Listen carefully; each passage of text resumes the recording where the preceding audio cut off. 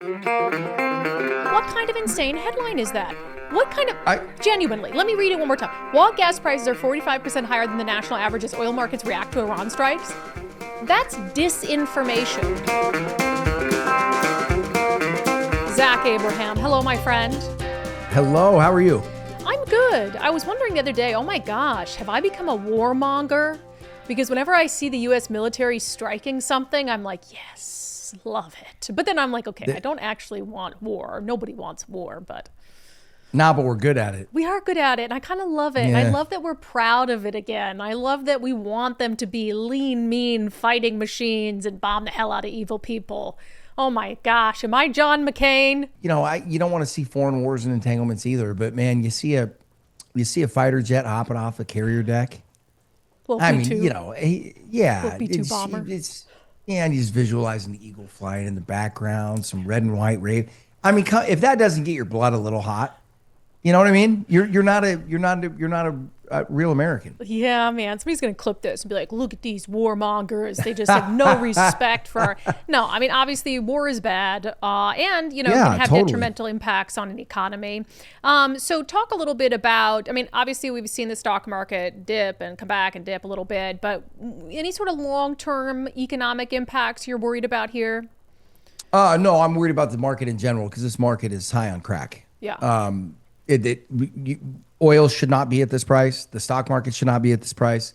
The Straits of Hormuz have not been shut since 1980. This is a big deal. You're talking about the isolation of 20% of the global oil supply. Okay, if you disrupt 3% of the global oil supply, that alone could push oil prices to 140, 150 a barrel. When you're talking about 20% of global oil supply, and people don't understand the way that oil markets work. Oil is something that when you need it, and just think about yourself as kind of a micro example of a government or right of a country. If you need oil, i.e. you're in Everett and you need to get home, okay? And your car's on empty. Are you going to spend the night at the gas station because the price of gas just went to 13 a gallon, or are you going to pay the 13 a gallon and drive home? Going to buy it, yes. You're going to buy it. So it's not something that you can take a buyer's strike on, right? It's not price sensitive. You got to have it no matter what. And so even the smallest disruption of supply, if there's a guy, if you're 1% to 2% shy of oil, how much is that guy that's on the outside looking in? How much is he willing to pay? The answer is whatever it takes. So the marginal buyer in oil or in virtually all commodities is the one that sets the price. So when you're talking about, and that's what's happened. You've closed the Straits of Hormuz. That oil is not coming out. Trump's saying they're going to escort them. Could that help on the margins? But here's the deal. We got to remember, this isn't like getting a COVID passport so you can get into a concert. Okay? Even if you're getting escorted and even if you have insurance, you can still get your ship sunk. Yeah. Right? Just because you've got a U.S. destroyer on either side of you doesn't mean a missile can't fit between them and hit your oil tanker, right? Yeah. So Or a mine, look, you can lots of options there. Yeah, I'm looking at this right now and I'm hearing people be like, oh, this is not over. It's not close to over. Pete Hegseth himself is talking about an 8-week timeline. Guys, if the Straits of Hormuz are closed for 4 weeks, price of oil is going over 100. Yeah. Book it. So this to me, and I hope I'm wrong, this setup right now feels a lot like the market did in January of 2020 leading into COVID, how we saw this thing spreading across Asia, saw 750 million people in China get put on house arrest, and U.S. markets were acting like there's nothing wrong. They were up 13% that month, and we're sitting there the whole time going, okay, either we're way off or this market is completely insane. Yeah. I'll be honest with you, I haven't really felt like that since now. If for people doing this at home, I think there's really only one way to safeguard you is owning oil in some size. And if we're wrong, rest of the portfolio should recover and be okay. But so far you've got this going on over there in the Middle East with us and Iran. The stock market's effectively unchanged. The oil's up a bit, nothing crazy, and gold got hit. So that's not how this is going to resolve itself. We have not seen the majority of price movements on this, and I think that the entirety of all the market risk that is presented by this situation is still in front of us. We haven't digested any of it yet. Yeah. Meanwhile, and I don't think it's lost on anyone that gas prices are probably going to, continue to clip up a little bit. But let me read you a couple of headlines that will send you through the roof, okay? As a fellow Washingtonian. Lovely.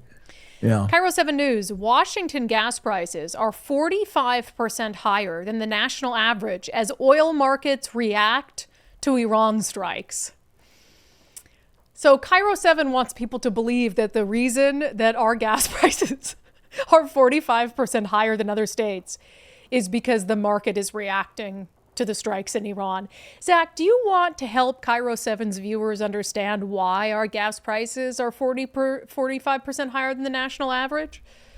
I would love to. Thanks. I would love to. And just, one of the things I wish I could tell people is like, can we get back to being a fact-based society? Because here's the thing. The statement of facts in most cases really aren't political, right? Like it is what it is. Gas prices really aren't a political issue. You can make political decisions that impact them, but this is supply and demand. So yeah, the reason your gas prices are 45% higher is because, wait for it, you've got about 45% more tax on your gas than anybody else does. Weird. That's the big deal. Furthermore, if we want to do comps, and I think this is a horrific way to look at it, but go look at the average cost of oil, the average cost of gas during the Biden administration. It's substantially lower now. And it's when we get to a place where politically we're so, mired down in political dogma and all that kind of stuff, that we don't even really know what the real price of gas is, or how that stacks up to the rest of the country. Where do you go from there? You know what I mean? It's so soul-sucking because here all these media outlets covered for our former governor, Jay Inslee, when he passed the Climate Commitment Act, which is a carbon tax. And he said, it won't increase the cost of gas, even though his own staff said it would. And it was like, then it increased the cost of gas like 50 cents overnight once it began. And the Democrats weren't mad at that. They weren't outraged, and now they're outraged that there's been a 4-cent per gallon increase since the attack on Iran. And it's like, and meanwhile, meanwhile, you've got what, $2.20 of taxes on the average gallon of gasoline here in the state. Right. I mean, the taxes are almost equal to the actual cost of the underlying commodity itself. Yeah, or gas going up under Biden. It's like, you're not mad if gas goes up for no reason, but you're mad if gas went up because we took out like one of the worst people on the planet.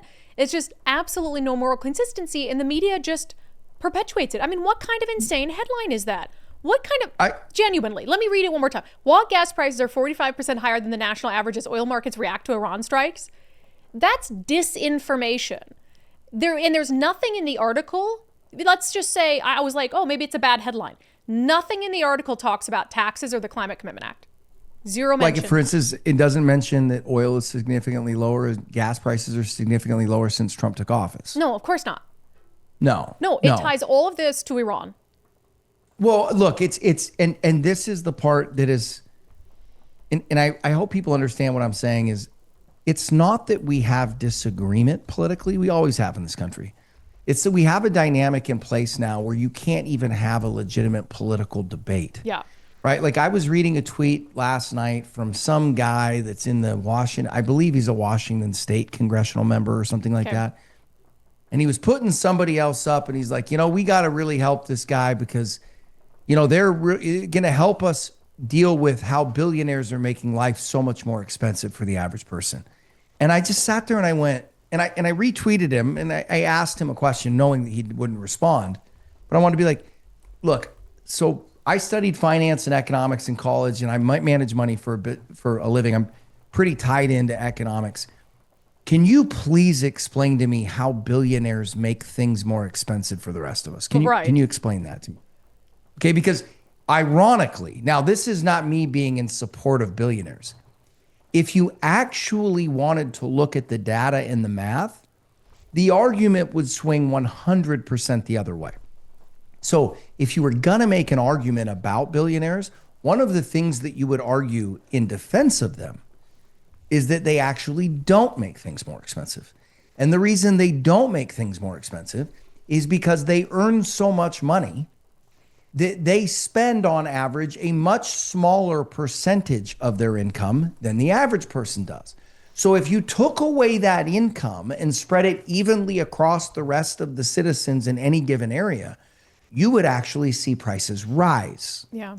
Right? So now, does that mean that we should cheer the gap between the wealth and the poor? No. But when I hear somebody say something that stupid and that vacuous and that ridiculous, and when I say ridiculous, right, I don't disagree with him.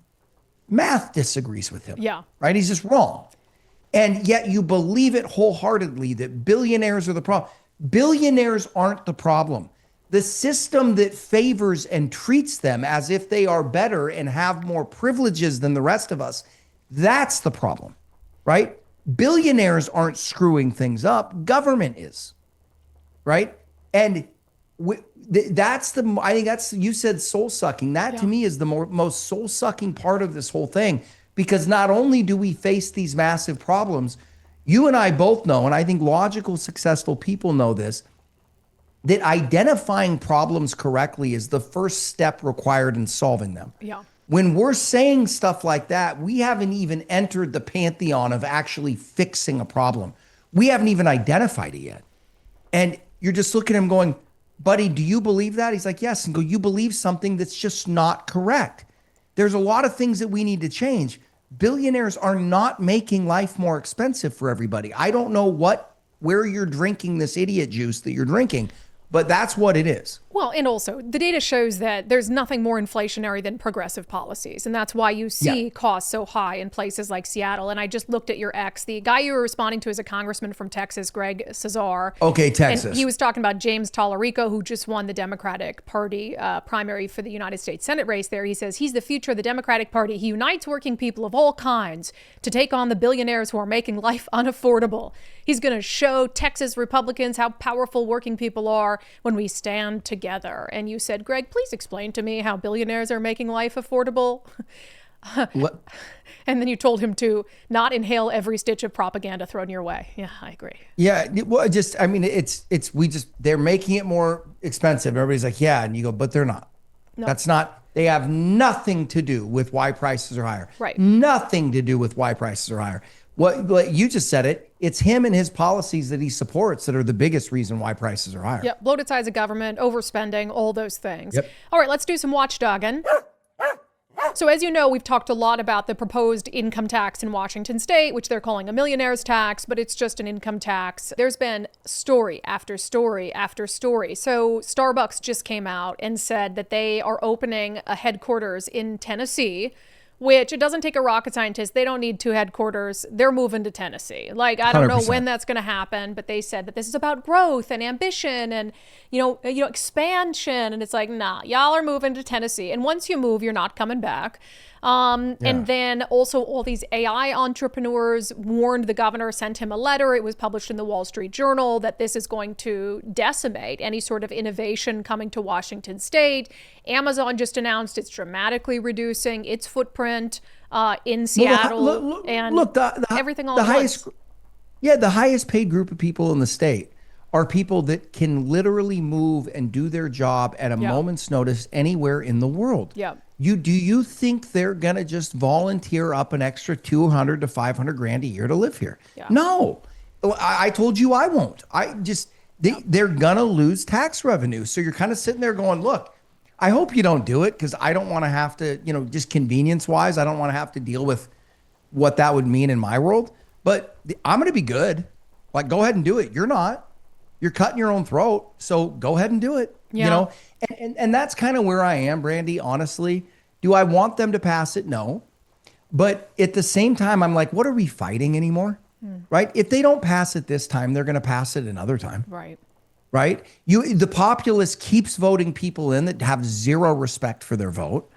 I mean, like one of the things I think that we cross over too often in this discussion or this debate is the fact that this has been shot down 11 times. Yeah. And the people that are pushing it are the ones doing it under the name of saving democracy before Trump ruins it. And you're running over the top of 11 votes? 11 different votes? I mean, we talked about this in the last episode. Their clip where they're saying, we don't even care. They just come out and say, we don't care how many citizens tell us they oppose this bill. You don't think everyone who's signing in support or opposition is actually reading the bill? So I think you got to take it for what it's worth. It's not like we are making decisions not to pass a bill because of a sign-in. So we'll take it with a grain of salt. They're not really helping us make decisions. We rely on people who actually come and testify. We don't, in that process, pay attention to people who sign in but not to testify. You just have to take it for what it was worth. That's all you should have to hear. We don't care.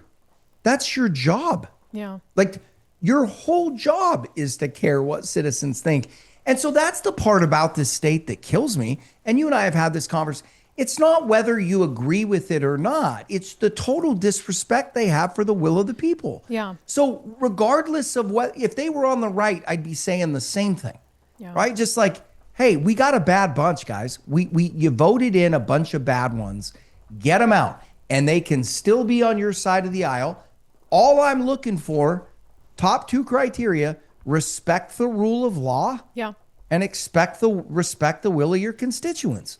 If you don't do those things, which they clearly don't, they're more interested in running around the city and hanging up a bunch of anti-ICE signs that do nothing for anybody because there's something called the supremacy clause in the Constitution, right? We want to run around and get figurative and, display wins or we want theoretical wins, and we're going to waste more of your tax dollars to do it. Well, but even if, let's just say, Bob Ferguson says, we're not passing this year, it's not ready, and he says, we'll take it up again next year. I don't know that really undoes any of the damage because businesses are making long-term decisions. And you already see the billionaires leaving California even before the billionaires tax is voted on. And so to me, it's like, okay, you're going to bring it up next year. So if you're thinking you're going to leave, you're going to do it anyway. Yeah, and they're leaving, and I've talked to a lot of these guys too. They're leaving in California for the same reasons for the same thing I was just saying, which is, look, if they don't pass it this time, they're going to. Yes. Right. The only hope you have is for the electorate in this state to wise up. You and I both know that's not going to happen. Yeah. Right. And so they will continue. These voters in these states will continue to build their own prisons, and they'll do it voluntarily, and they will not realize it until it's too late. And as is always the case, and this is one of the sad parts about it, you're not going to hurt the rich people. No. You're going to hurt everybody else. So have fun. Unreal. And then Zach will be soaking up the sun somewhere else. Yeah. And I don't want to be. I want to stay here my whole life. I'd love to die here. I really would. I just don't think I'm going to get that ability. Well, they did wise up and start to rewind the estate tax because they realized that rich people were moving because of it. But for some reason, they won't apply that same logic to the millionaires tax. No capital flight, Brandi. There will be no capital flight. It's imaginary. Jeff Bezos, who? All right, Zach Abraham, thank you so much. Thanks for having me. Fun to be here.